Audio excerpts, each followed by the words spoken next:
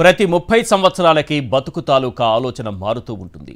Cinema వాళ్ళు దాన్ని trend అంటారు, వ్యాపారవేత్తలు ఫ్యాషన్ అంటారు, రాజకీయ నాయకులు తరం అంటారు, మామూలు జనం జనరేషన్ అంటారు.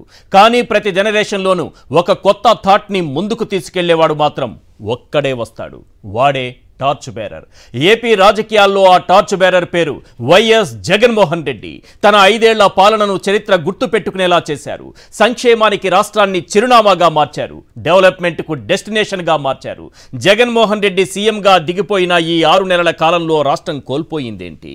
అందని సంక్షేమంతో ప్రజలు ఎంతలా నష్టపోయారు? పండగ నాడు పస్తులుండాల్సిన పరిస్థితి ఎందుకొచ్చింది? కొత్త ఏడాదిని సంతోషంగా జరుపుకోలేని దుస్థితి ఎందుకొచ్చింది? పేద మధ్యతరగతి ప్రజల జీవితాల్లో చీకటి ఎందుకొచ్చింది? కూటమి, ఎస్ కూటమి ఈ రాష్ట్రంలో చీకటిని నింపింది. ఈ చీకటి పోవాలి, వెలుతురు రావాలి. ఇలాంటి సందర్భంలోనైనా వెలుతురు గురించి మనం మాట్లాడుకోవాలి. కనీసం ఈ 6 నెలల కాలంలో ఈ రాష్ట్రం, ఈ ప్రజలు కోల్పోయిందేంటో చర్చించుకోవాలి. 6 నెలలుగా ఎవ్వరి చేతుల్లోనూ డబ్బులు లేవు. డీబీటీ ద్వారా ఎవరి బ్యాంకు ఖాతాల్లోనూ డబ్బులు జమ కాలేదు. ఆఖరికి తల్లికి వందనం వంటి పథకం కూడా అమలు కాలేదు. చేతిలో డబ్బుంటేనే కదా ప్రజలకు కొనుగోలు శక్తి పెరుగుతుంది, వ్యాపారాలు పరుగులు తీస్తాయి, మార్కెట్లు కళకళలాడతాయి, అన్ని వర్గాల ప్రజలు సంతోషంగా జీవిస్తారు, జీఎస్టీ పెరుగుతుంది, రాష్ట్ర ఆదాయం పెరుగుతుంది. గత 6 నెలల్లో ఇవేవీ జరగలేదు. ఎందుకంటే జగన్మోహన్ రెడ్డి సీఎంగా లేరు కాబట్టి. ఈ సందర్భంలో శ్రీశ్రీ గుర్తుకొస్తారు. ఏది చీకటి, ఏది వెలుతురు, ఏది జీవితం, ఏది మృత్యువు, ఏది పుణ్యం, ఏది పాపం, ఏది నరకం, ఏది నాకం తెలుసుకోవాలి. ఖచ్చితంగా తెలుసుకోవాలి. అలా తెలుసుకోవడమే జీవితం. అందరికీ అర్థమయ్యేలా సింపుల్గా గత 6 నెలల కాలంలో పేద మధ్యతరగతి ప్రజలు ఏం కోల్పోయారో చెబుతాను. పథకాలకు ఏ పథకాలకు దూరమయ్యారో చెబుతాను. ఒక పథకం ప్రకారం ఉన్న పథకాలన్నీ కూటమి ఏ రకంగా నిర్వీర్యం చేసిందో కూడా చెబుతాను. వినండి. జగన్మోహన్ రెడ్డి గారు సీఎంగా ఉంటే ఈ 6 నెలల కాలంలో ఏ రకమైన లబ్ధి ప్రజలకు జరిగి ఉండేది? సింపుల్గా అర్థం చేసుకునే ప్రయత్నం మనం చేద్దాం. ఈరోజు ఎవరి చేతుల్లోనూ డబ్బులు లేవు. పేద మధ్యతరగతి ప్రజల ముఖాల్లో కళకళలాడుతున్నటువంటి ఆ ముఖాల్లో ఈరోజు ఆ కళ తప్పింది. ఈరోజు జగన్మోహన్ రెడ్డి గారు సీఎంగా ఉంటే ఏప్రిల్ నెల నుంచి ఒక్కసారి మనం చూసుకుంటే వసతి దీవెన లబ్ధిదారులు 11 లక్షల మంది విద్యార్థులు. దీనివల్ల 1100 కోట్ల లబ్ధి దాదాపుగా వారికి చేకూరి ఉండేది. నెక్స్ట్ మే నెలకు వద్దాం. మే నెలలో మత్స్యకార భరోసా లభించి ఉండేది. లబ్ధిదారులు 1.23 లక్షలు, 1,23,000 మంది, దాదాపుగా 123 కోట్లు దాదాపుగా వాళ్ళకి లబ్ధి చేకూరి ఉండేది. నెక్స్ట్ జూన్ నెల వచ్చేటప్పటికి చదువులకి సంబంధించి, విద్యా వ్యవస్థకు సంబంధించి జగన్మోహన్ రెడ్డి గారు నిజంగా చెబుతున్నా ఈ దేశంలోనే ఏ నాయకుడు, ఏ ముఖ్యమంత్రి ఆలోచించని విధంగా అద్భుతమైనటువంటి సంస్కరణలు తీసుకొచ్చారు. అమ్మఒడి పథకం ద్వారా ఎంతోమంది తల్లులు తమ పిల్లల్ని చదివించుకునేటటువంటి వెసులుబాటు కల్పించారు. ప్రతి పిల్లవాడు స్కూల్కి వెళ్లాల్సిందే. ఏ తల్లి కూడా తన బిడ్డను చదివించుకోలేని పరిస్థితిలో ఉండకూడదు అని ప్రతి తల్లికి 15,000 రూపాయలు ఇస్తే ఆ లబ్ధిదారులు 42.61 లక్షలు, 42,61,000 మంది. వారికి జరిగినటువంటి లబ్ధి 6,392 కోట్ల రూపాయలు. అమ్మఒడి ద్వారా వాళ్ళకి వచ్చేటటువంటి లబ్ధి. రైట్. నెక్స్ట్ జూలైకి వెళ్దాం ఒకసారి. జూలైలో లబ్ధిదారులు పంటల బీమాకు సంబంధించి 10.2 లక్షలు, 10,20,000 మంది, దాదాపుగా వాళ్ళకి 1117 కోట్ల రూపాయల లబ్ధి చేకూరి ఉండేది. Next August, June, July. Yes, ఇదే జూలైలో ఇంకొకటి కూడా వచ్చేది. జూలైలో నేతన్న నేస్తం కూడా వచ్చి ఉండేది. లబ్ధిదారులు 83 లక్షల మంది. వారికి పొందేటటువంటి వారందరూ కలిసి పొందే లబ్ధి 198 కోట్ల రూపాయలు దాదాపుగా. జూలైలోనే 2 పథకాలు మనకు కనిపిస్తున్నాయి. ఒకటి అమ్మఒడి కనిపిస్తోంది, పంటల బీమా కనిపిస్తోంది, నేతన నేస్తం కనిపిస్తోంది. నెక్స్ట్ ఆగస్ట్ ఒకసారి చూద్దాం. 0 వడ్డీ డ్వాక్రా మహిళలకి లబ్ధిదారులు చూడండి, 1 కోటి మందికి పైగా ఉన్నారు. వారికి జరిగేటటువంటి లబ్ధి 1353 కోట్ల రూపాయలు. జగన్ సీఎంగా ఉంటే ఈరోజు ఈ రాష్ట్రంలో ఒక్కో నెల ప్రతి ఒక్కరి చేతికి ఏ రకంగా డబ్బులు అంది ఉండేవి? వారి బ్యాంకు ఖాతాలు డబ్బులతో ఎలా కళకళలాడేవి? ఆ ఇళ్ళు, ఆ కుటుంబాలు ఎంత సంతోషంగా జీవించి ఉండేవారు? ఈరోజు ఆ పరిస్థితి లేదు. ఎక్కడా కనిపించట్లేదు. కొత్త సంవత్సరం రోజున మనం కొత్తగా ఆలోచనలు చేస్తూ ఉండి ఏవో రెజల్యూషన్స్ తీసుకుంటూ మన బ్రతుకులు ఇలా ఉండాలని ఆలోచన చేస్తూ ఉంటాం కదా. ఒక్కసారి వెనక్కి వెళ్ళి గత 6 నెలలుగా ఏం జరిగిందని ఆలోచిస్తే ఇలాంటి సందర్భంలో ఖచ్చితంగా ఆలోచించుకోవాలి. ఈ కొత్త సంవత్సరంలో జనవరి 1వ తారీఖున మొదటి రోజు 2025న మొదటి రోజే ఆలోచించుకోవాలి. ఎందుకంటే ఈరోజు చీకట్లో ఉన్నాం, వెలుతురు కావాలి మనకి. వెలుతురు గురించి ఈరోజు మాట్లాడుకోకపోతే భవిష్యత్తులో ఎప్పటికి కూడా వెలుతురుని చూడలేని దుస్థితిలోకి వెళ్ళిపోతాం. సున్నా వడ్డీ పథకం ఆగస్టు నెలలో వచ్చేది. 1 కోటి మందికి పైగా లబ్ధిదారులున్నారు. 1353 కోట్ల రూపాయలు వారికి ఈరోజు అంది ఉండేవి. ఏమైపోయింది ఈ డబ్బులన్నీ? 1,00,000 కోట్లకు పైగా ఈరోజు చంద్రబాబు నాయుడు గారు అప్పు చేశారు. 1,19,000 కోట్ల రూపాయలు ఏమైపోయాయో తెలియదు. నెక్స్ట్ సెప్టెంబర్లో వైఎస్ఆర్ చేయూత ద్వారా దాదాపు 26,98,931 మందికి 5,060 కోట్ల రూపాయలు అంది ఉండేవి. ఇదే సెప్టెంబర్లో 5,000 కోట్ల రూపాయలు వారికి అంది ఉండేది. నెక్స్ట్ అక్టోబర్ నాటికి సున్నా వడ్డీ రాయితీ రైతులకు సంబంధించి 6.31 లక్షల మందికి, అంటే గత సంవత్సరంలో ఇదే సమయానికి సున్నా వడ్డీ రాయితీ ఎంతమందికి ఇచ్చారు, ఎంత లబ్ధి పొందిందనే లెక్కలు తీసుకుని దాదాపుగానే పెడితే మనకి దాదాపు 6,30,000 మందికి 131 కోట్ల లబ్ధి చేకూరి ఉండేది. జగన్మోహన్ రెడ్డి గారు సీఎంగా ఉంటే అంతకంటే ఎక్కువ కూడా లబ్ధి చేకూరుండొచ్చు లబ్ధిదారుల సంఖ్యను బట్టి. ఈరోజు ఆ పరిస్థితి లేదు. ఏమైపోయాయి ఈ పథకాలన్నీ?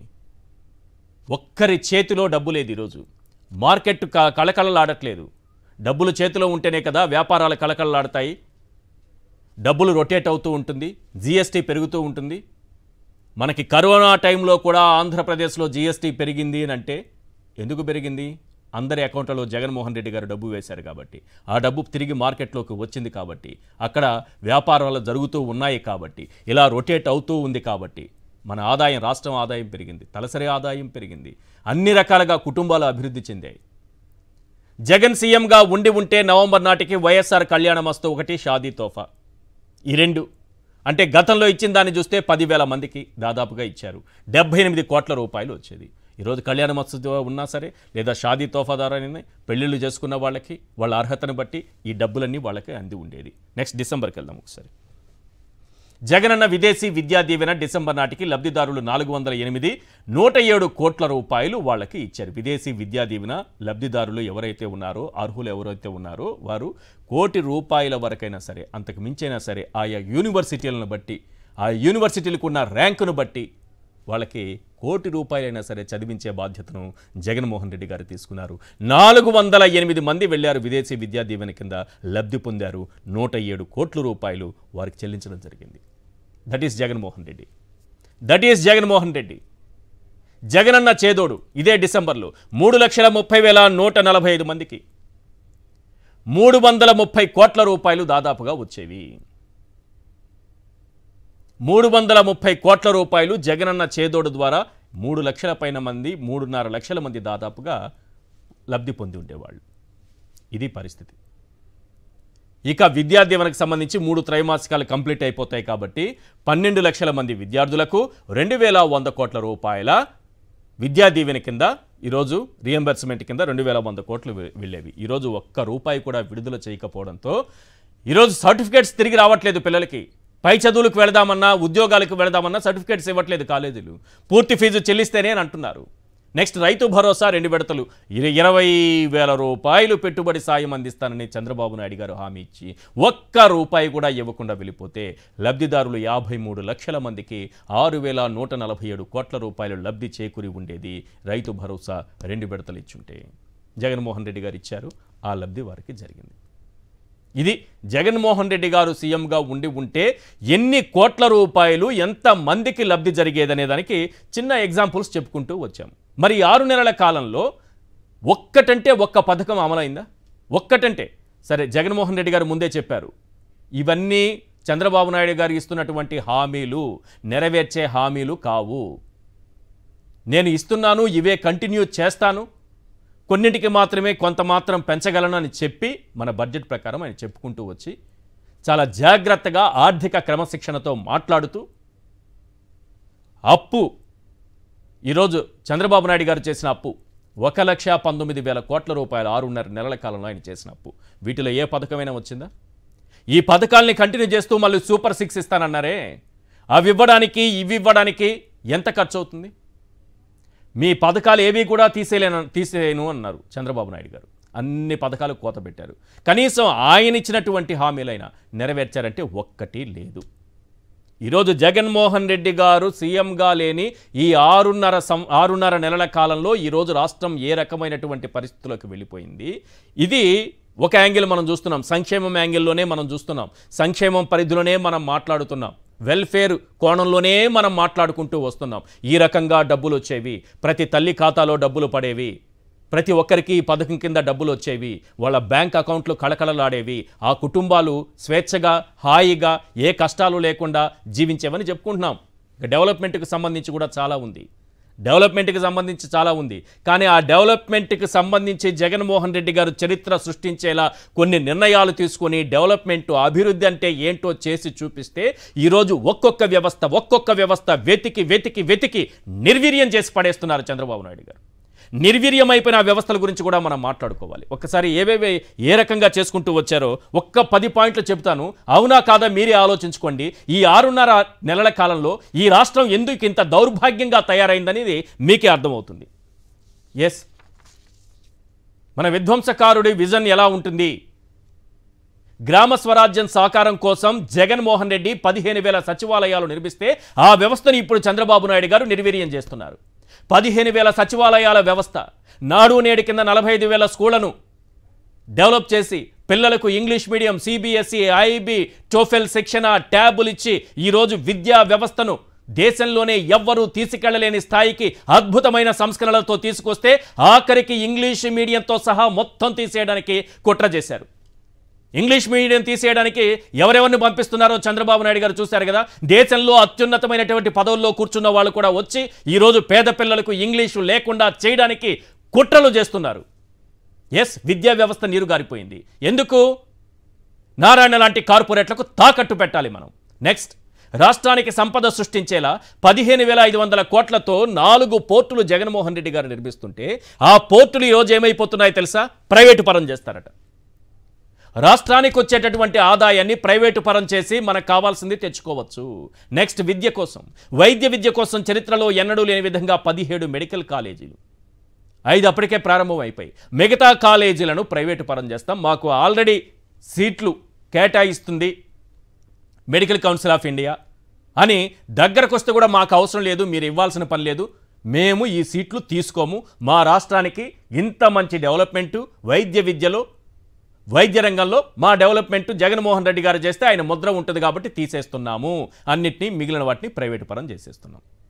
10,000కు పైగా ఆర్బీకేలు ఈరోజు రైతులకు ఎంత ఒక మిత్రుడిలా, ఒక ఫ్రెండ్లా, a friend in need is a friend indeed అన్నట్టుగా పక్కనే ఉండే తోడుగా ఉన్నటువంటి ఫ్రెండ్ లాగా ఆర్బీకేలు పనిచేస్తే ఆర్బీకేల పరిస్థితి దారుణంగా తయారైంది. 10,000 విలేజ్ క్లినిక్లు ఉన్నాయా? వాటిని ఏ రకంగా వినియోగిస్తున్నారంటే అన్నిటినీ నిరుపయోగంగా మార్చేశారు. నెక్స్ట్, పేదవాడికి 25 లక్షల వరకు ఉచితంగా కార్పొరేట్ వైద్యం అందించే ఆరోగ్యశ్రీ. చంద్రబాబు నాయుడు గారికి అస్సలు పట్టని వ్యవస్థ ఏదన్నా ఉంటే అది ఆరోగ్యశ్రీ. ఎందుకు పేదవాడికి ఉచితంగా మనం వైద్యం అందించాలి? ఒక పత్రికా అధిపతితో కూర్చొని ఆయన ఏ రకంగా చర్చించారో మనం చూసాం కదా. పేదవాడికి అందించే ఆరోగ్యశ్రీ గురించి, అలాగే ఉద్యోగస్తుల గురించి. ఈ ఆరోగ్యశ్రీని నిర్వీర్యం చేసేలా ఈ రోజు వరకు ఆరోగ్యశ్రీ హాస్పిటల్స్కి, నెట్వర్క్ హాస్పిటల్స్కి ₹1 కూడా ఇవ్వలేదు. 25 లక్షల వరకు కార్పొరేట్ వైద్యం ఫ్రీగా పేదవాడికి అంది ఉండేది. ఈరోజు అది లేకుండా పోయింది. చంద్రబాబు నాయుడు గారి ప్రభుత్వం వచ్చిన తర్వాత తాగి మద్యం అనారోగ్యం పాలైతే ఆరోగ్యశ్రీ కూడా ఆసరాగా లేదు ఈరోజు. నెక్స్ట్, ప్రతి పథకాన్ని గడప ముందుకు చేర్చే 2.5 లక్షల మంది, 2,60,000 మంది వాలంటీర్లకు చంద్రబాబు దారుణంగా వెన్నుపోటు పొడిచారు. వాలంటీర్లకు ఆయనే చెప్పారు, నేను ఇస్తాను, మీకు 10,000 ఇస్తాను, 5,000 ఇవ్వడం ఏంటి జగన్మోహన్ రెడ్డి గోని సంచులు మోసే ఉద్యోగానికి? ఆ గోని సంచికి నేను 10,000 ఇస్తాను, మంచి కాస్ట్లీ గోని సంచులు కొనిస్తాను అని చెప్పారు. ఏమైపోయింది ఇప్పుడు? గోని సంచులు లేవు, 10,000 రూపాయలు లేవు. నెక్స్ట్, 40 లక్షల మందికి పైగా రైతులకు మేలు చేకూర్చే పంటల బీమా. ఈరోజు పంటల బీమాకు ప్రీమియం చెల్లించకుండా మోసం చేయడంతో అసలు ప్రీమియం ఎవరు కట్టుకోవాలో తెలియదు, రైతులకు ఈ విషయం కూడా తెలియదు. 40 లక్షల మంది రైతులు మోసపోయినటువంటి పరిస్థితి కనిపిస్తోంది. నెక్స్ట్, పీజీ మెడికల్ ఫీజులు 50% తగ్గిస్తూ జగన్మోహన్ రెడ్డి గారు నిర్ణయం తీసుకుంటే ఈరోజు ఆ జీవోను కూడా రద్దు చేశారు. వైద్య విద్యను పేదలకు దూరం చేస్తున్నారు. మళ్ళీ ఫీ ఏమైపోయింది? డబుల్ అయిపోయింది. జగన్ ఆర్థిక క్రమశిక్షణ పాటిస్తే అబద్ధాలు చెప్పి 14 లక్షల కోట్లు చేశారని చెప్పి ఆఖరికి ఈ టీడీపీ నాయకులు, కూటమి నాయకులు అందరూ వాళ్ళ నాలుకలు మడతేసి ఆఖరికి 6,40,000 కోట్ల రూపాయలు, అందులో జగన్మోహన్ రెడ్డి గారు చేసింది 2,40,000 కోట్లు కూడా లేదు. ఇప్పుడు చంద్రబాబు నాయుడు గారు 6.5 నెలల్లో 1,19,000 కోట్ల రూపాయలు అప్పులు చేసి ఆర్థిక వ్యవస్థను దివాళా తీస్తున్నారు. ఇదా ఆర్థిక క్రమశిక్షణ? ఇదా సంపద సృష్టించడం? ఈ జనవరి 1న 2025 జనవరి 1న మనం మాట్లాడుకోవాల్సినటువంటి అంశాలు, ఖచ్చితంగా ప్రతి ఒక్కరూ ఆలోచించాల్సిన అంశాలు. రేపు భవిష్యత్తు కోసం, మీ పిల్లల భవిష్యత్తు కోసం కనీసం ఇంగ్లీష్ మీడియం కూడా లేకుండా కుట్ర చేస్తున్నారంటే మీ పిల్లల భవిష్యత్తును నాశనం చేయడానికి జరుగుతున్న కుట్రపైన ప్రతి ఒక్కరూ ఆలోచించుకోవాలి. అసలు జగన్మోహన్ రెడ్డి గారు ముఖ్యమంత్రిగా లేని ఈ 6.5 నెలల కాలంలో ఈ రాష్ట్రం పరిస్థితి ఏంటి, రాష్ట్ర ప్రజల పరిస్థితి ఏంటి చర్చిద్దాం. ఇవాళ చర్చలో పాల్గొంటున్నారు రామ్నాథ్ గారు, సీనియర్ అనలిస్ట్, శేఖర్ రెడ్డి గారు, వైఎస్ఆర్సీపీ అధికార ప్రతినిధి, అలాగే నాగమణి గారు, వైఎస్ఆర్సీపీ మహిళా విభాగం నాయకురాలు. రైట్, ఈరోజు ప్యానెల్లో ఉన్న ముగ్గురిని ఒకే క్వశ్చన్ అడగబోతున్నాను. ఒకటి, 6.5 నెలల కాలంలో, ఈ 6.5 నెలల కాలంలో జగన్మోహన్ రెడ్డి గారు సీఎంగా లేని ఈ 6.5 నెలల కాలంలో రాష్ట్రం నష్టపోయింది ఏంటి, ప్రజలు నష్టపోయింది ఏంటి? ఎస్ రామ్నాథ్ గారు, ఈరోజు ఎవరినైనా అడిగితే, ప్రజలను అడిగితే ఒక విషయం చెప్పాల్సి వస్తుంది. ఏం చూస్తున్నారు రాష్ట్రంలో అంటే దాడులు, దౌర్జన్యాలు, హత్యలు, అత్యాచారాలు, అక్రమ కేసులు, మద్యం, బెల్ట్ షాపులు, కక్ష సాధింపు చర్యలు, డైవర్షన్ పాలిటిక్స్, 1,00,000 కోట్ల అప్పులు. ఇది తప్ప పెద్దగా పిక్చర్ ఏమీ కనబడట్లేదు అనేది. ఈ విషయాన్ని కొంచెం పక్కన పెడదాం సార్. జగన్మోహన్ రెడ్డి గారు సీఎంగా లేని ఈ 6.5 నెలల కాలంలో రాష్ట్రం ఏం కోల్పోయింది అంటే ఏం చెప్తారు? ఈశ్వర్ గారు, మీకు ప్యానెల్లో ఉన్న వాళ్ళందరికీ నమస్కారం. ఈశ్వర్ గారు, అత్యుత్తమ సమాజంలో ఉండాల్సిన ప్రథమ లక్షణం ఏంటంటే ప్రతి మనిషి, అందులోనూ పేదవాళ్ళు, నిర్భయంగా నిర్భీతితో రేపటి మీద బెంగ లేకుండా బతకడం అన్నది అత్యుత్తమ సమాజంలో ఉన్న ఒక లక్షణం. ప్రతి పేదవాడికి వర్తమానం మీద కంటే వాళ్ళ భవిష్యత్తు మీద ఎక్కువ ఆందోళన ఉంటుంది. ఈ రోజు ఏం జరుగుతుంది అనే దానికంటే రేపు ఏమవుతుంది అన్న బెంగ ఎక్కువగా ఉంటుంది. నేను హఠాత్తుగా ఇప్పుడు ఏదైనా ఒక అనారోగ్యం వస్తే నా కుటుంబ సభ్యుల్ని ఎవరు ఆదుకుంటారు, నేను ఎలా తీసుకొని వచ్చి వాళ్ళకి వైద్యం చేయించాలి అన్న భయం ఒకటి ఉంటుంది. నా పిల్లలు తోటి సమాజంలో డబ్బున్న వాళ్ళతో పోటీ పడి చదవగలిగి ఆ ముందుకెళ్లే స్థాయికి నేను తీసుకెళ్ళనా లేదా అన్న ఆందోళన ఒకటి ఉంటుంది. నా జీవితకాలం మొత్తం మీద కనీసం ఒక ఇల్లైనా నిర్మించుకోగలుగుతామా అన్న ఆలోచన కూడా ఒకటి ఉంటుంది. వీటన్నిటికీ సొల్యూషన్ చూపించిన వారు జగన్మోహన్ రెడ్డి ప్రభుత్వం. దీంట్లో అనుమానమే లేదు. ఎందుకంటే ఎప్పుడైనా కానీ గత 5 ఏళ్లలో చెప్పాలంటే సమాజంలోని ఎత్తుపల్లాల్ని తగ్గించే ప్రయత్నంలో జగన్మోహన్ రెడ్డి చాలా ముందుకు వెళ్ళారు. జగన్మోహన్ రెడ్డి పుట్టిన సామాజిక వర్గం కావచ్చు, పెరిగిన వాతావరణం కావచ్చు, ఇవన్నీ చూసినప్పుడు జగన్మోహన్ రెడ్డి ఇలా ప్రతి పేదవాళ్ళ గురించి ఆలోచిస్తూ ఉన్నారు అంటే ఆయనలాగా ఆలోచించే ఒక అభ్యుదయవాదంతో ఉన్న రాజకీయ నాయకుడు ఈరోజు రాష్ట్రంలో లేరు అనే చెప్పాలి. చాలా మంది అనుకోవచ్చు జగన్మోహన్ రెడ్డి ఏం చేశారు, జగన్మోహన్ రెడ్డి ఏం చేశారు అన్నది, జగన్మోహన్ రెడ్డి డబ్బులు ఇవ్వడం వల్ల సమాజానికి ఏం జరిగింది అన్నది నెలకు 1,00,000 రూపాయలు జీతం తీసుకునే వాళ్ళకి తెలియదండి. ఒక 10,000 రూపాయలు విలువ ఎంత అన్నది ఈ సమాజంలో అట్టడుగున ఉన్న పేదవాళ్ళకు మాత్రమే తెలుసు. జగన్మోహన్ రెడ్డి ఉన్నప్పుడు ఒక ధీమా ఉండేది, ఆరోగ్యశ్రీ కార్డు తీసుకెళ్తే ఎలాంటి వైద్యమైనా మనకు అందుతుంది. అవును, సరే ఆ 25 లక్షలు దాటిపోయినా సరే జగన్మోహన్ రెడ్డి మన కోసం 1 కోటి రూపాయలన్నా ఖర్చు పెట్టగలిగినంత మనసున్న ప్రభుత్వం అన్న ఒక ధీమా ఉండేది. ప్రతి విద్యార్థి ఇంగ్లీష్ మీడియంలో చదువుకునే వెసులుబాటు ఉండేది. 30 లక్షల ఇళ్ల పట్టాలు ఇచ్చారు.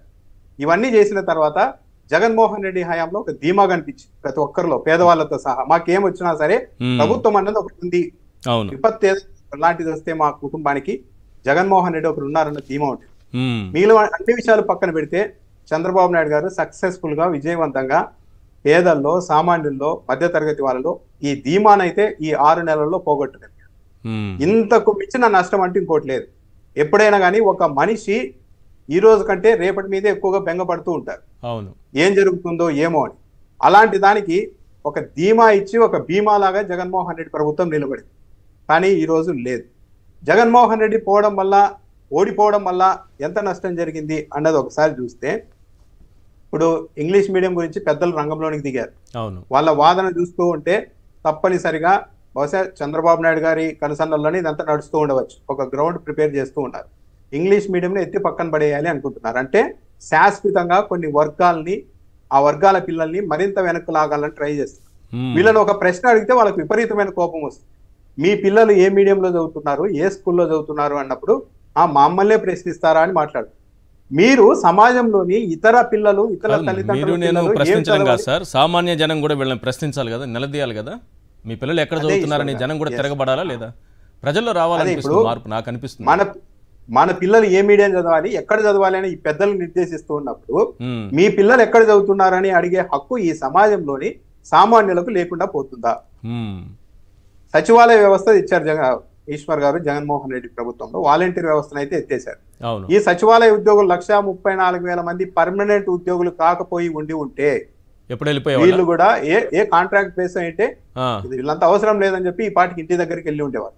ఇదే సచివాలయాన్ని, ఈ ప్రభుత్వ వైఖరి చూస్తూ ఉంటే ఇదే సచివాలయాన్ని, గ్రామ సచివాలయాల్ని, ఆర్బీకే సెంటర్లని ప్రభుత్వానికి రెంట్ వస్తుంది కదా అని చెప్పి వీటినే మళ్ళీ వైన్ షాపులకి ఏమన్నా అద్దెకు కూడా ఇచ్చి ఉండేవాళ్ళే. ఈ ప్రభుత్వ వైఖరి చూస్తూ ఉంటే అంత ఆందోళనకరంగా ముందుకు వెళ్తున్నారు ప్రభుత్వం. సచివాలయ ఉద్యోగుల్ని కూడా వాళ్ళ డిపార్ట్మెంట్ కి పంపించేస్తారనేది జరుగుతోంది. ఇప్పటికేమన్నా అది మొదలైందా? ఆ శాఖలకు పంపించే ప్రతిపాదన అయితే నడుస్తోంది. అది చేస్తారు తప్పనిసరిగా. సచివాలయంలో ఒక 2-3 పెట్టేసి మిగిలిన వాళ్ళందరినీ పంపించేయాలి. అవసరం కూడా లేని సచివాలయాన్ని మద్యం దుకాణాలకి రెంట్కి ఇచ్చుకుంటారేమో. ఇప్పుడు ఎందుకు ఈశ్వర్ గారు ఆర్బీకే సెంటర్లు పెట్టారు. జగన్మోహన్ రెడ్డి హయాంలో ఏం జరిగిందో ఒక చిన్న ఎగ్జాంపుల్, ఉదాహరణ. ధాన్యం కొనుగోలు మొత్తం ఆర్బీకేల ద్వారా, సిబ్బంది ద్వారా చేశారు. అంతకుముందు ఏం జరిగేది, రైతులు డైరెక్ట్ మిల్లర్లు ఉండే దగ్గరికి వెళ్ళి ధాన్యం అమ్ముకోవాల్సి వస్తా అంటే ఈ తడి ఇంతుంది, తేమ శాతం ఇంతుందని చెప్పి ఇష్టానుసారం ధరలు తగ్గించి కనీస మద్దతు ధర కూడా దక్కకుండా చేస్తూ ఉంటే జగన్మోహన్ రెడ్డి ప్రభుత్వం వచ్చిన తర్వాత ఆర్బీకే సిబ్బందికి అప్పగించారు ఆ పని. మీరు తేమ శాతం ఎంత ఉంది, దీనికి ధర ఎంత పెట్టాలి అన్నది మీరు నిర్ణయించాలి. ఆ తర్వాత దీన్ని పొలంలో లోడింగ్ చేసి తీసుకెళ్లి రైస్ మిల్లుల దగ్గర కూడా అప్పగించే బాధ్యతను కూడా ప్రభుత్వ యంత్రాంగానికి అప్పగించారు. మొత్తం ట్రాన్స్పోర్టు, మొత్తం లోడింగ్ అన్ని కేవలం రైతులకు మీ ధర ఇంత, మీ వెయిట్ ఇంత వచ్చింది ధాన్యము అని ఒక లెటర్ ఇచ్చేసేవాళ్ళు. ఇప్పుడు మీరు గమనించండి, కొద్ది రోజుల క్రితం ఈనాడు పత్రికలోనే రాశారు. ఇదంతా గందరగోళంగా ఉంది, 2019 నాటి పరిస్థితికి వెళ్ళిపోతే బాగుంటుందన్న ఆలోచన ప్రభుత్వంలో ఉందని రాశారు. 2019 అంటే ఏంది, తీసుకెళ్లి మిల్లర్లకు రైతులను అప్పగించడం. ఇంకా మిల్లర్ల చేతుల్లో రైతులను పెడితే ఏం జరుగుతుందో ఎవరైనా ఊహించవచ్చు సింపుల్ గా. అలాంటి దారుణమైన పరిస్థితులకు తీసుకెళ్తూ ఉంటారు. ఇంకోటి, మెడికల్ కాలేజీని ప్రైవేటైజేషన్ చేసేకి సిద్ధమయ్యారు. ఎంత దారుణం అంటే పులివెందల్లో కాలేజ్ కంప్లీట్ అయింది, సీటు కూడా ఇచ్చేందుకు కేంద్ర ప్రభుత్వం సిద్ధంగా ఉంటే అక్కడ హాస్టల్ లేదు కాబట్టి మాకు వద్దు అని లెటర్ రాసే పరిస్థితికి వస్తే, యాక్చువల్ అక్కడ హాస్టల్ భవనం కూడా నిర్మిస్తున్నారు కానీ మంత్రి గారు మాత్రం హాస్టల్ నిర్మించలేదు అంటున్నారు. హాస్టల్ లేకపోతే నిర్మించుకోవాలి కానీ మాకు ఈ సీట్లు వద్దు, ఇవన్నీ ఏమొద్దు అని ప్రభుత్వం రాస్తోంది అంటే ఇంతకు మించిన ఏముంది? సొంత భవనాలు లేకుండా ఐఐటీలు మనం ప్రారంభించుకోలేదా? చంద్రబాబు నాయుడు గారు మన కేంద్రం ఇచ్చినటువంటి 11 ఇన్స్టిట్యూషన్స్ 2014-19 మధ్య, ఆ ఇన్స్టిట్యూషన్స్ కి వేటికి సొంత భవనాలు ఉన్నాయి? ఓవరాల్ గా ఆలోచన ఏంటంటే ఏది ప్రభుత్వం మీద పెట్టుకోకూడదు. ప్రభుత్వం అంటే కేవలం ముఖ్యమంత్రిగా ఉండాలి, ఎమ్మెల్యేలుగా ఉండాలి, మంత్రులుగా ఉండాలి, ఇది ఎంజాయ్ చేయాలనిపించే తప్పి ప్రజలకు సంబంధించిన ఇబ్బందుల్ని, వాళ్ళ బాధల్ని తీర్చే బరువు మన మీద వేసుకోకూడదు అన్నట్టుగానే ఈ రాష్ట్ర ప్రభుత్వం ముందుకు వెళ్తుంది అన్నది కూడా స్పష్టంగా అర్థమవుతుంది. ఈశ్వర్ గారు, శేఖర్ రెడ్డి గారు, సేమ్ క్వశ్చన్. ఏంటి 6 నెలలు 6.5 నెలలు అనుకోండి, ఏం జరిగింది రాష్ట్రం? ఈశ్వర్ గారు, మీకు అలాగే తోటి ప్యానలిస్టులకి, సాక్షి టీవీ వీక్షకులందరికీ కూడా గుడ్ ఈవినింగ్ అండి. అందరికీ కూడా హ్యాపీ న్యూ ఇయర్. ఏదైతే రామ్నాథ్ గారు మాట చెప్పారండి, చాలా అద్భుతమైన మాట సార్. అదండి, జగన్ ప్రభుత్వం బీమా లాంటి ధీమాని ఇచ్చింది అని చెప్పి సార్. అవును, ఎవరికైనా టర్మ్ ఇన్సూరెన్స్ చేసుకున్నా, హెల్త్ ఇన్సూరెన్స్ చేసుకున్నా భవిష్యత్తు మీద బాధ ఉండదు. టర్మ్ ఇన్సూరెన్స్ చేసుకుంటే సార్, మనకి ఏదన్నా హెల్త్ పరంగా, ఏదైతే హెల్త్ ఇన్సూరెన్స్ చేసుకుంటే మనకి ఏదైనా హెల్త్ పరంగా ఇబ్బంది వస్తే మనం హాస్పిటల్కి వెళ్ళొచ్చు, ఇన్సూరెన్స్ లో జరిగిపోద్ది అని ధీమా ఉండేది సార్. అలాంటి బీమా లాంటి ధీమాని జగన్మోహన్ రెడ్డి గారు ప్రభుత్వం ఇస్తే, ఆ ధీమాని పద్ధతి ప్రకారం కిల్ చేసింది సార్ ఈ చంద్రబాబు నాయుడు గారి ప్రభుత్వం. సార్, నేను 1-2 అంశాలు మాట్లాడాను సార్. మీరు సంక్షేమం గురించి చాలా మాట్లాడారు, కానీ నేను మాట్లాడాల్సిన అంశం, అద్భుతమైన అంశం ఒకటి ఉంది సార్. చంద్రబాబు నాయుడు గారి పార్టీ ఏదైతే ఉందో, తెలుగుదేశం పార్టీ కానీ జనసేన కూటమి మొత్తం కూడా 2024 ఎన్నికలకు ముందు అనునిత్యం మాట్లాడిన మాట ఏంటంటే, యువతని పిలుపునిస్తూ జగన్మోహన్ రెడ్డి గారు ఒక్క ఉద్యోగం లేదు, మేము అధికారంలోకి రాగానే 20 లక్షల ఉద్యోగాలు ఇస్తామన్నారు సార్. కానీ జరిగింది ఏంటి సార్? జగన్మోహన్ రెడ్డి గారు అధికారంలోకి రాగానే గాంధీజీ గారు కలలు కన్నట్టుగా గ్రామ స్వరాజ్యం దిశగా అడుగులు వేస్తూ అక్టోబర్ 2వ తారీఖున 1,34,000 మంది గ్రామ సచివాలయ శాశ్వత ఉద్యోగులను తీసుకొస్తే వీళ్ళ అధికారంలోకి వచ్చి 7 నెలలు అవుతుంది సార్. కనీసం ఒక ఎగ్జామ్ ని కూడా నిర్వహించిన పాపను పోలేదు సార్. జగన్మోహన్ రెడ్డి గారి ప్రభుత్వం అధికారంలో ఉండగా group 1, group 2, group 3, group 4 sir prelims కూడా అయిపోయినాయి సార్. ఏదైతే ఆ మిగిలిన ఎగ్జామ్స్ మెయిన్స్ పెట్టాల్సిన ఎగ్జామ్స్ ని కూడా పోస్ట్ పోన్ చేసుకుంటూ వస్తున్నారు సార్. పోస్ట్ పోన్ చేసుకుంటూ వస్తున్నారు. ఏడాది దాటింది సార్. చంద్రబాబు నాయుడు గారి మొదటి సంతకం గుర్తుందా? Mega DSC. మెగా డిఎస్సి ఎక్కడికి పోయింది సార్? టెట్ కూడా నిర్వహించిన పాపాను పోలేదు సార్. టెట్ కూడా ఇందులో జగన్మోహన్ రెడ్డి గారు అనౌన్స్ చేసింది అప్పటికే ఆ ప్రభుత్వం 6,100 పోస్టులు. ఎస్ సార్, జగన్మోహన్ రెడ్డి గారు అధికారంలో ఉండుంటే ఆ 6,000 పోస్టులు ఎగ్జామ్ నిర్వహించే వాళ్ళు భర్తీ కూడా జరుగుంటే సార్. తొలి సంతకమే పోయిందా?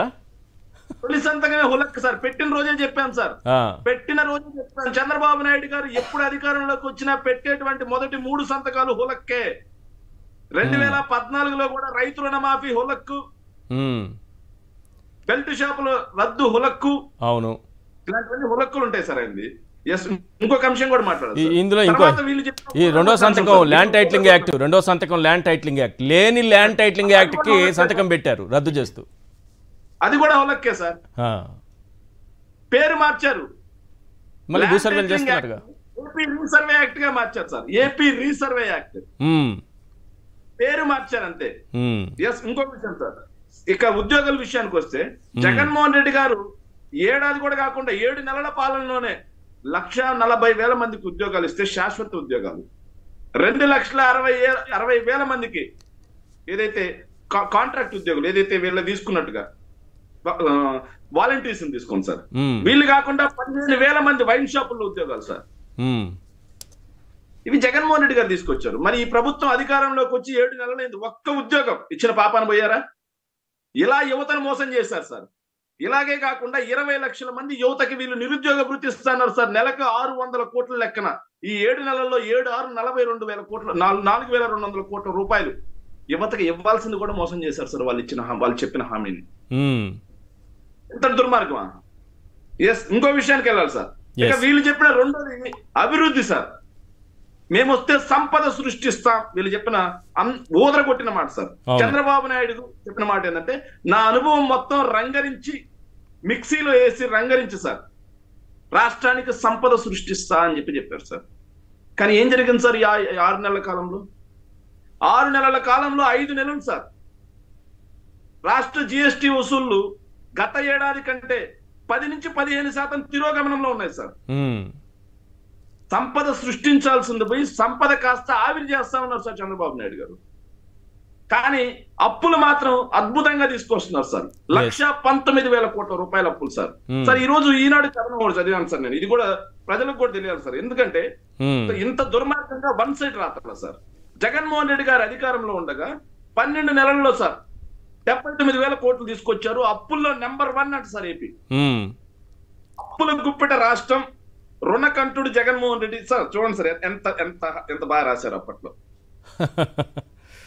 కానీ ఈ రోజు సార్, ఈ రోజు 17వ పేజీలో సార్ చిన్నగా 17వ పేజీలో చిన్నగా సార్ వార్తది కనిపించినట్టుగా 17వ పేజీలో రాశారు సార్. ఏం రాశారంటే, 5,000 కోట్ల రుణం తీసుకుంటున్న ప్రభుత్వం బుధవారం రాష్ట్ర ఖజానాలో జమ. దీని ద్వారా సార్ ఎంత అద్భుతమైన రైతు పడ్డ సార్. దీని ద్వారా రాష్ట్రంలో జీతభత్యాలకి పెన్షన్లకి ఇబ్బంది లేకుండా రాష్ట్రం చర్యలు తీసుకుంది. అదే జగన్మోహన్ రెడ్డి గారి ప్రభుత్వ హయాంలో అప్పు తీసుకొస్తే జీతాలకి పెన్షన్లకి కూడా అప్పులకు వెళ్తున్నటువంటి ప్రభుత్వం, దివాలా తీసిన ప్రభుత్వం అని చెప్పి రాసినటువంటి ఈ ఈనాడు తాత ఈరోజు ఇలా రాశారు సార్. సార్ నాకు అర్థం కావట్లేదు సార్, ఇప్పటికీ అర్థం కావట్లేదు. చంద్రబాబు నాయుడు గారు హామీ ఇచ్చినట్లుగా ఏదైతే అమ్మఒడి 1 కోటి మందికి ఇవ్వాలి సార్, 15,000 లెక్కన 15,000 కోట్లు. రైతు భరోసా వీళ్ళు అన్నదాత సుఖీభావ అన్నారు, 50 లక్షల మందికి 10,000 కోట్లు. ఇంకా మీరు చెప్పినట్టుగా మత్స్యకార భరోసా ఇవన్నీ పక్కన పెట్టండి, మెయిన్ పథకాలు అవి 2. రైట్. ఇలాంటివి 2 కూడా ఇవ్వకుండా వీళ్ళు 1,19,000 కోట్ల రూపాయలు అప్పు తెచ్చి ఏం చేశారు సార్ ఆ డబ్బుని?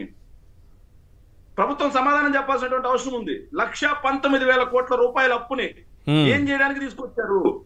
ఒక్క పథకం అమలు చేయలేదు కదా అని చెప్పి సమాధానం చెప్పాలి.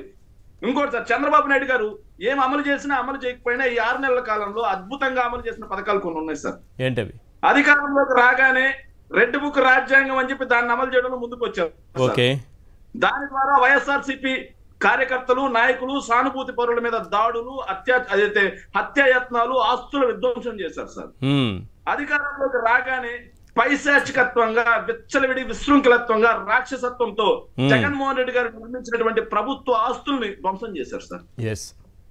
ఇవే కాకుండా పైశాచికత్వంతో రాజశేఖర రెడ్డి గారి విగ్రహాలను ధ్వంసం చేశారు సార్. ఇక హామీల మొత్తం ఎగ్గొట్టడంలో చంద్రబాబు నాయుడు గారు తనదైన శైలిని నిలబెట్టుకున్నారు సార్ ఆయన. ఇక నిత్యావసర ధరలు పెంచడంలో, కరెంటు బిల్లులు పెంచడంలో, పన్నులు పెంచడంలో ఆయన హామీలు నిలబెట్టుకున్నారు సార్. ఇవి కాకుండా మళ్ళీ ఈవెంట్లు, అలాగే కార్పొరేట్లు, కన్సల్టెంట్ల రాజ్యాన్ని మళ్ళీ తీసుకొచ్చారు సార్. పోర్టులు 14 ఏళ్ళు ముఖ్యమంత్రి అని చెప్పుకుంటారు కదా, ఒక్క పోర్ట్ అయినా చంద్రబాబు నాయుడు గారు కట్టారా? విజన్ ఉన్న నాయకుడు అంటారు కదా, ఒక్క పోర్ట్ అయినా కట్టారా? ఆయన కట్టలేదు కానీ ప్రైవేట్ కట్టబెడుతున్నారు. ఆయన మొత్తం కెరీర్లో ఒక్క మెడికల్ కాలేజీ కట్టారా? కట్టలేదు కానీ ప్రైవేటుకు కట్టబెడుతున్నారు.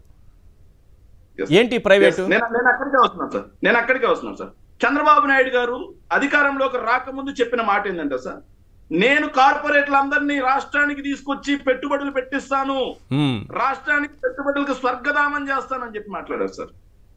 కానీ వీళ్ళు అధికారంలోకి రాగానే కడపలో స్టీల్ ప్లాంట్ కడుతున్నటువంటి జిందాల్ని బెదిరించారు సార్. అవును, జిందాల్ని బెదిరించి జిందాల్ మీద అక్రమ కేసులు బనాయించాలని చూసి, నీకు దమ్ముందా, ఎట్లా పెడతావు జగన్మోహన్ రెడ్డి గారి హయాంలో?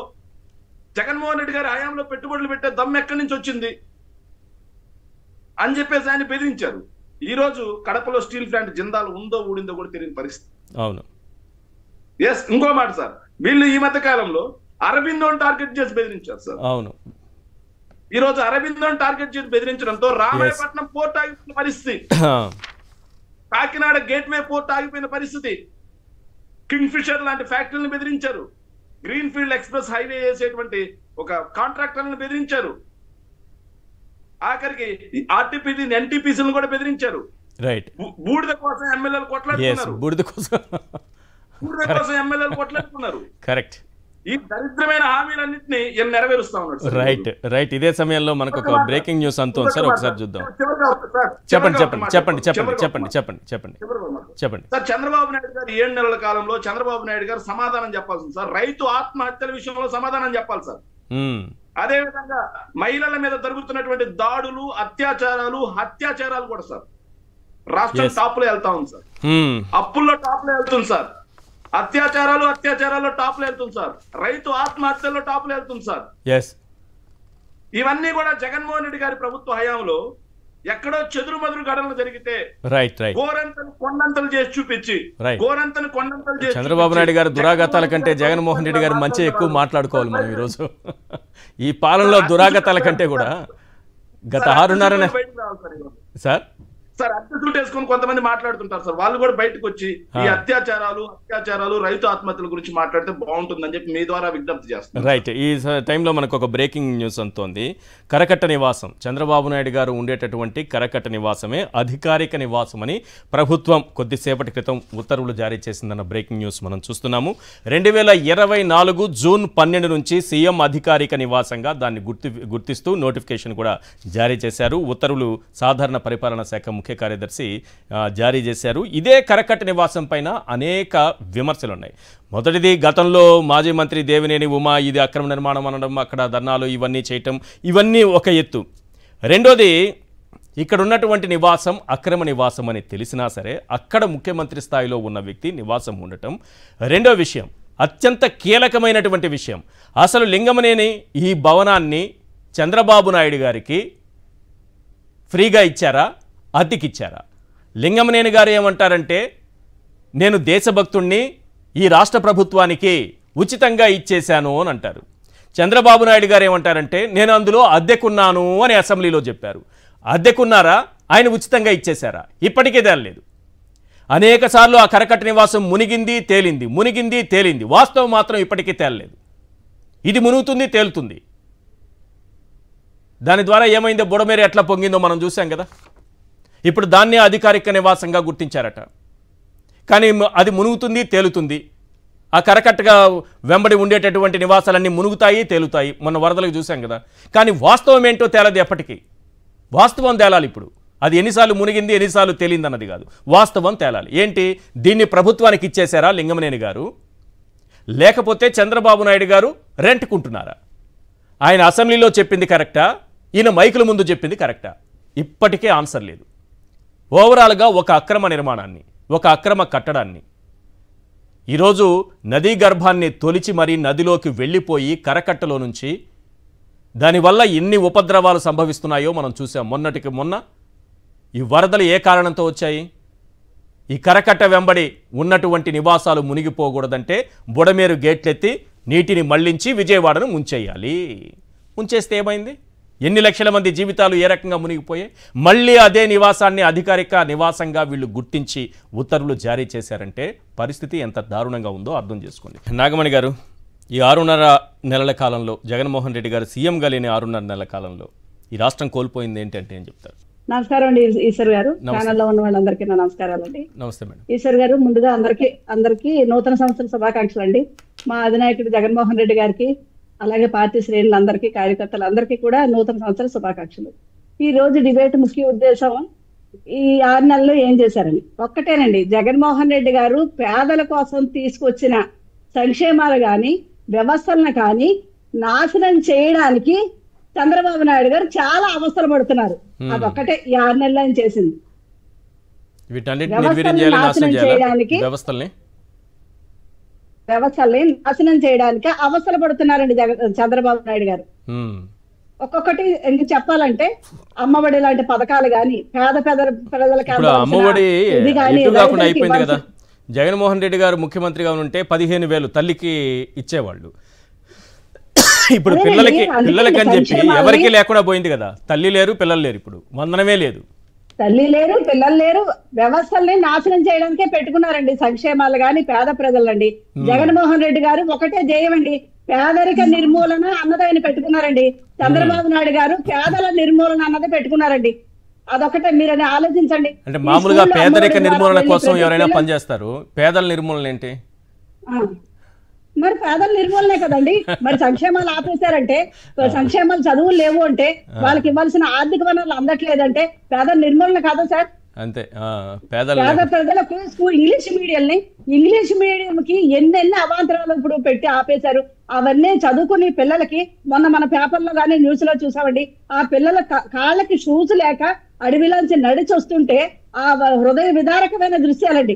అదే జగన్మోహన్ రెడ్డి గారు బ్యాగ్ దగ్గర నుంచి, స్కూల్ షూస్ దగ్గర నుంచి ఇలా చేత్తో పట్టుకుని నాణ్యత ఎలా ఉంది, అంటే పిల్లలకి ఇవ్వాలి అని ప్రతిదీ కూడా ఆయన దగ్గర నుండి చూసుకునేవారండి. పిల్లలకి ఆహారం విషయంలో కూడా, మెనూ తయారు చేయడం విషయంలో కూడా అన్నీ ఆయన చక్కగా చూసుకుని, సంక్షేమం చూసుకుంటూ, ప్రజలకు అభివృద్ధి చేసుకుంటూ, ఒక సంక్షేమాన్ని కోవిడ్ లో చేసుకున్న ఇది ఒక ఎత్తు అయితే, పేద ప్రజలందరికీ చేసింది ఒక ఎత్తు అయితే, అభివృద్ధి కోర్టుల నిర్మాణం కానీ, అలాగే మెడికల్ కాలేజీలు ఇవన్నీ కూడా వీళ్ళు ఇప్పుడు నాశనం చేస్తున్నారు కదా. వ్యవస్థలు నాశనం చేస్తున్నారు. కోర్టులన్నింటినీ ప్రైవేట్ పరం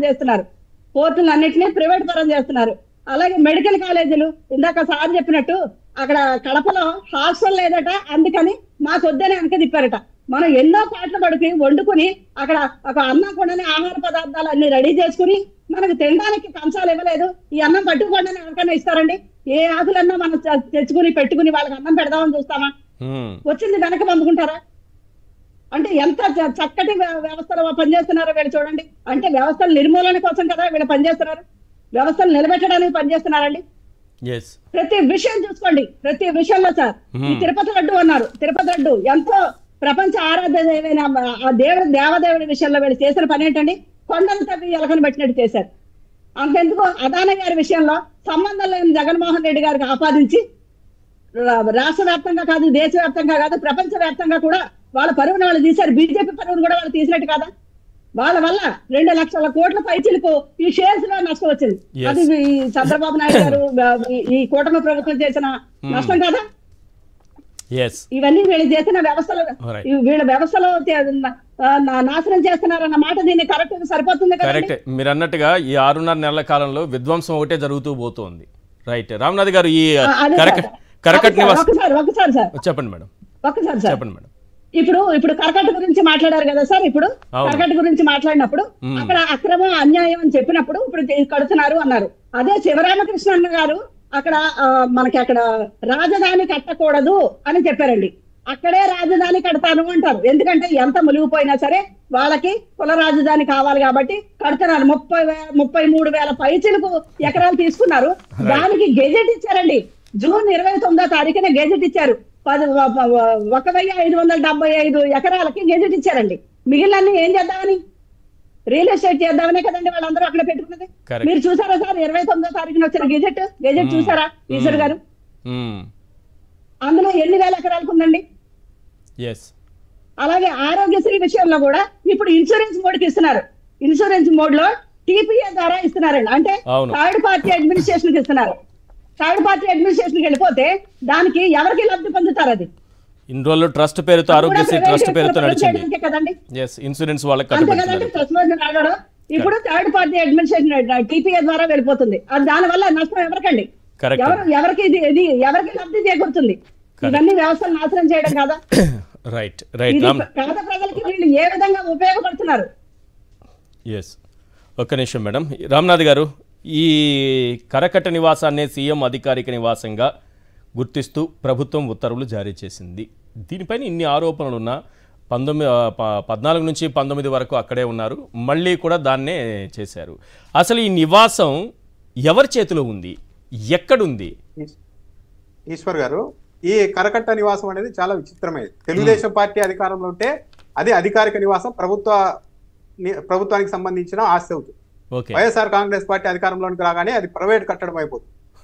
2000 జగన్మోహన్ రెడ్డి అధికారంలో రావడానికి ముందు మామూలుగా ఆఫ్లైన్ లో కాదు, డైరెక్ట్ వీడియో రికార్డింగ్ లో ఉన్నాయి. లింగంనేని రమేష్ ఏం చెప్పారు?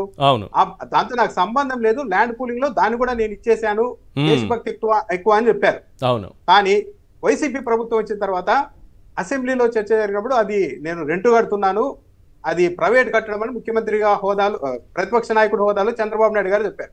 ఎందుకు చెప్పారు అంటే ఆ రోజు ఇది ప్రభుత్వ కట్టడం, ల్యాండ్ పూలింగ్ లో ప్రభుత్వం తీసుకుంది అని చెప్తే ఎక్కడ తనను అక్కడి నుంచి ఖాళీ చేయిస్తారో ఏమో అని, లేదు అది అగ్రిమెంట్ ఉంది, రెంట్ అది అని చెప్పారు.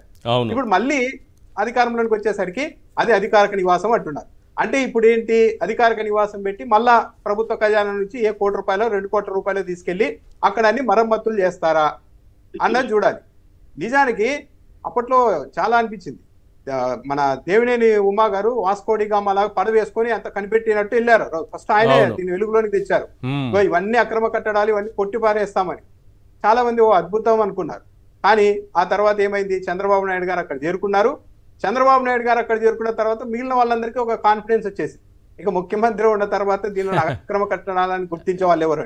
అది ఒకటైతే సరే ఎప్పటికైనా ఇబ్బంది వస్తుందేమో అని చెప్పి దాని పక్కనే ప్రజావేదిక, ప్రభుత్వ ఖజానాతో ప్రజావేదిక నిర్మించుకున్నారు. అంటే ఒక ప్రైవేట్ కట్టడం పక్కన ఒక రక్షణగా ఒక ప్రభుత్వ కట్టడాన్ని కట్టుకున్నారు. కూల్చాలంటే ముందు దాన్ని కూల్చండి, మా జోలికి రాకూడదు కదా అన్నట్టుగా ఒకటి అరేంజ్మెంట్ కూడా చేసుకున్నారు. ఇప్పుడు అధికారంలోకి వచ్చారు కాబట్టి ఇప్పుడు అధికారిక నివాసంగా మారింది. మళ్ళీ వైసీపీ ప్రభుత్వం వస్తే మాత్రం అది మళ్ళీ తప్పనిసరిగా అది లీజుకున్నది, లీజుకి సంబంధించినదే, అది లింగంనేనికి సంబంధించింది, మాకు సంబంధం లేదు అంటారు.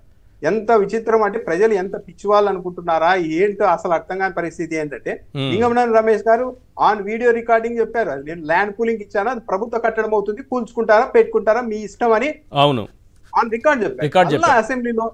అసెంబ్లీలో ప్రతిపక్ష నాయకుడు హోదాలో లేదది నేను రెంటుకున్నాను, అది ఆయన బిల్డింగ్ అని ప్రతిపక్ష నాయకుడిగా చంద్రబాబు నాయుడు. ఇదే ప్రశ్న, దీనికి సంబంధించి ఇది క్విట్ ప్రోకో జరిగిందని కేసు బుక్ అయిన తర్వాత సిఐడి విచారణకు వెళ్ళి వచ్చినటువంటి లోకేష్ గారు మాట్లాడుతూ మేము రెంట్ కడుతున్నాము, మా తల్లిగారే రెంట్ పే చేశారని కూడా అన్నారు. ఎందుకంటే వాళ్ళకి హెచ్ఆర్ఏ కూడా ఉంటుంది కదా సార్, అంటే అసెంబ్లీలో ఎమ్మెల్యేలకి ప్రభుత్వం నుంచే మొత్తం ప్రతిపక్ష నాయకుడు హోదాలో క్యాబినెట్ హోదాలో ఉన్నారు కాబట్టి ఆ డబ్బులు మళ్ళీ అలా కూడా డ్రా చేసుకున్నారు.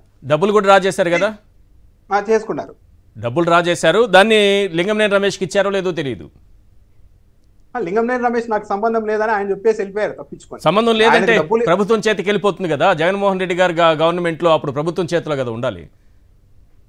అదే ఎప్పుడైతే గవర్నమెంట్ హ్యాండ్ ఓవర్ చేసుకుంటుంది అన్నప్పుడు మరి అలా మాట మార్చారు.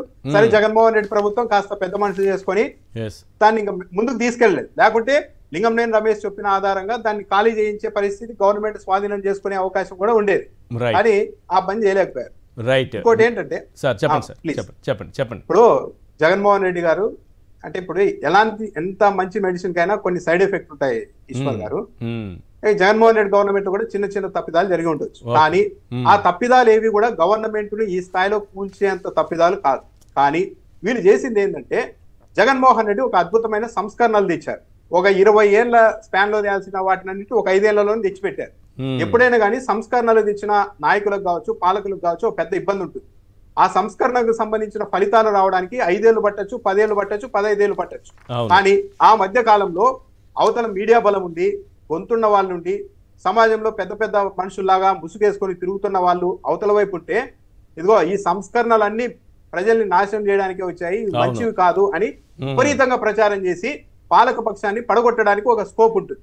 జగన్మోహన్ రెడ్డి విషయంలో అచ్చం అదే జరిగింది. అనేక సంస్కరణలు తెచ్చేసరికి ఇవన్నీ ప్రజల్ని నాశనం చేయడానికి తెచ్చారని చెప్పారు. ఒక చిన్న ఎగ్జాంపుల్, ల్యాండ్ టైటిలింగ్ యాక్ట్. ఇదే ల్యాండ్ టైటిలింగ్ యాక్ట్ మీద అసెంబ్లీ వేదికగా పయ్యావుల కేశవ్ గారు, ప్రస్తుతం ఆర్థిక మంత్రిగా ఉన్న పయ్యావుల కేశవ్ గారు ఆర్గ్యుమెంట్ చేశారు. ఎట్టి పరిస్థితుల్లోనూ ల్యాండ్ టైటిల్ యాక్ట్ రావాల్సిందే. ఇంకోటి కూడా చెప్పారు ఊహించి, అంటే మరి టీడీపీ వాళ్ళు అడ్డుపడతారని ముందే ఊహించారేమో. దీన్ని అమలు చేసేటప్పుడు చిన్న చిన్న ఇబ్బందులు వస్తాయి, చాలా మంది అడ్డుపడతారు, కానీ మీరు ఎక్కడ తగ్గద్దండి, మేము ఈ విషయంలో మీకు మద్దతుగా ఉంటాం, దూసుకెళ్ళండి జగన్మోహన్ రెడ్డి గారు, ఇది ఒక అద్భుతమైన చట్టం అవుతుంది ల్యాండ్ టైటిలింగ్ అని చెప్పారు. కానీ ఎన్నికలకు కరెక్ట్ గా వారం రోజుల ముందు నుంచి పత్రికల్లో తోడేళ్ల బొమ్మలేసి ల్యాండ్ టైటిలింగ్ యాక్ట్ అనేది మొత్తం మీ భూముల్ని ఎత్తుకెళ్ళడానికే వచ్చేసింది అంటూ ప్రచారం చేశారు. అంటే ఒక మెడిసిన్ కి దాని వల్ల జరిగే ఉపయోగాల కంటే ఎక్కడో చిన్న చిన్న తప్పులు, సైడ్ ఎఫెక్ట్ ఉంటాయి, దానిలన్నీ భూతద్దాల్లో చూపించి గవర్నమెంట్ ని పడగొట్టినంత పని చేశారు, పడగొట్టేశారు. దీనివల్ల అల్టిమేట్ గా నష్టపోయింది ఈరోజు ప్రజలు. గుడ్ సార్, బాగా చెప్పారు. కరెక్ట్. అది శేఖర్ రెడ్డి గారు, ఏంటి కరకట్ నివాసం గురించి ఏం చెప్తారు? మొన్న బుడమేరు పొంగడానికి ఇదే కదా కారణం సార్.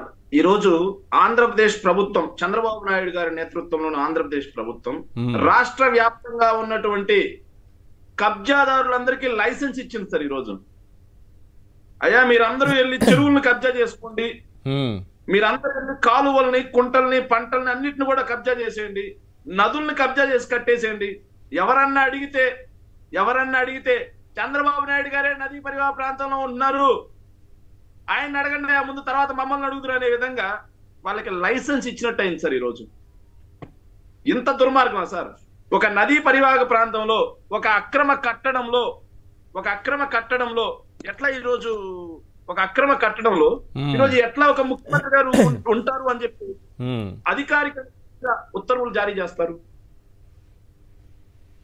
దుర్మార్గం కాదా ఇది? ఈ నివాసం ఎవరిది? చంద్రబాబు నాయుడు గారు రెంట్కుంటున్నారా, ప్రభుత్వాందా? ఇది తేలట్లేదే. అదే కదా సార్, చంద్రబాబు నాయుడు గారు ప్రతిపక్షం, ఎవరికి వచ్చింది నోటికి వచ్చింది వాళ్ళు చెప్పేసుకుంటున్నారు ఇక్కడ. చంద్రబాబు నాయుడు గారు ప్రతిపక్షంలో ఉంటే అది రెంట్ భవనం అవుతుంది సార్. చంద్రబాబు నాయుడు గారు అధికారంలో ఉంటే అది అధికారిక భవనం అవుతుంది సార్. రైట్. ఇంకొక మాట చెప్పాలి సార్. చంద్రబాబు నాయుడు గారు సార్, రాష్ట్ర ప్రజలందరూ కూడా గమనించాల్సింది ఏంటంటే, ఉమ్మడి ఆంధ్రప్రదేశ్ నుంచి మొదలు పెట్టుకుంటే చంద్రబాబు నాయుడు గారు ప్రతిపక్షంలో ఉన్నప్పుడు మాత్రమే రాష్ట్ర అభివృద్ధి సాధ్యమైంది సార్. చంద్రబాబు నాయుడు గారు అధికారంలో ఉన్న రోజులు రాష్ట్ర విధ్వంసం మాత్రమే జరిగింది సార్. కరెక్ట్, బాగా చెప్పారు. Simple line. ఉంటే చంద్రబాబు నాయుడు గారు ఉమ్మడి ఆంధ్రప్రదేశ్ ముఖ్యమంత్రిగా ఉన్నప్పుడు కూడా ఏదైతే ప్రైవేట్ ఆస్తులను మొత్తాన్ని, అది ప్రభుత్వ ఆస్తులను మొత్తాన్ని ప్రైవేట్ కి అమ్మేయటం సార్, దానికి తోడుగా ఈ రోజు కొత్తగా ఇంకొక దాని మీద కూడా ప్రభుత్వం ఉత్తర్వులు తీసుకున్నట్టుగా వార్తలు వచ్చాయి సార్. ఏపీ ఆయిల్ ఫెడ్ పులివెందులకు చెందినటువంటి lab sir. AP oil fed 2019-23 మధ్య సార్ 1.25 లక్షల టన్నుల పామాయిల్ ని ఇప్పుడు దాన్ని ప్రైవేట్ పరం చేయడానికి చూస్తున్నారు. 168 కోట్ల లాభంలో ఉంది సార్. అది దాని మెయింటెనెన్స్ కష్టంగా ఉందంట కదా ప్రభుత్వానికి. 168 కోట్ల లాభంలో ఉన్నటువంటి ఏపీ ఆయిల్ ఫెడ్ నష్టంలో ఉంది అని చెప్పి తన అనునయులకి తాను ఈ రోజు ఏదైతే దేశంలోనే అత్యంత ధనవంత సీఎం గా కాడానికి సహకరించినటువంటి వ్యక్తులకి మ్మ్. పప్పు బెల్లాల ఏదైతే అమ్మినట్టుగా కట్టబెట్టడానికి Yes. కంకణం కట్టుకున్నాడు సార్ చంద్రబాబు నాయుడు గారు. Right, ఇలా right. ఇలాగే సార్ కోర్టుని పప్పు బెల్లాలకు అమ్మడానికి కంకణం, మెడికల్ కాలేజీలో పప్పు బెల్లాలు. సార్ మీకు ఇంకో దారుణమైన విషయం తెలుసా సార్? నాకు తెలిసి ప్రపంచ చరిత్రలో ఎక్కడా కూడా సాగునీటి ప్రాజెక్టులను ప్రైవేట్ కి ఇచ్చిన పాపాను పోలేదు, ఎక్కడ లేదు సార్ చరిత్ర. రానివ్వండి అడుగు ముందుకు పడినేవ్వండి. రైతుల తోలు తీయబోతున్నారు త్వరలో. రైతుల తోలు వలచడానికి ప్రయత్నం జరుగుతోంది. పీపీపీ అంటే ప్రాజెక్టులు. చంద్రబాబు నాయుడు గారు ఎలాంటి పరిస్థితులు తీసుకురాబోతున్నారంటే, నాగమణి గారికి బాగా తెలుసుంటుంది, ఏదైతే గోదావరి జిల్లాల ప్రాంతంలో 1999, 2000 ప్రాంతంలో సార్ నీటి తీరువా ఛార్జీల పేరుతో రైతులను కాల్పించి చంపించారు ఈ ప్రభుత్వం. రైట్. మళ్ళీ ఆనాటి పరిస్థితులు కంకణం కట్టి దానిపైన మాట్లాడాలి. ప్రాజెక్టు పైన మాట్లాడదాం ఒక రోజు, పూర్తి స్థాయిలో డిబేట్ కూడా పెట్టుకుందాం. Thank you sir. Shekhar Reddy garu చర్చలో పాల్గొన్నది, రామనాథ్ గారు అలాగే నాగమణి గారు. ఇది వాటి చర్చా కార్యక్రమం. చూస్తూనే ఉండండి సాక్షి టీవీ.